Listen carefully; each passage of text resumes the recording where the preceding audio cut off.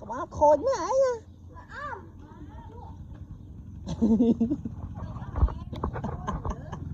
chỉ lớn trói rái chỉ lớn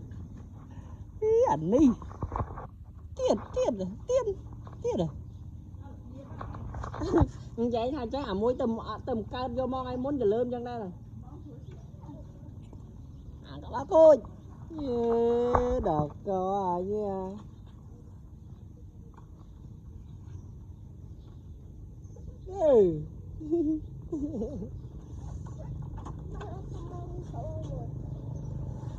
thôi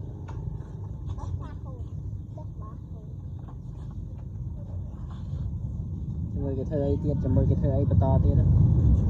mời cái thơ ấy to tiết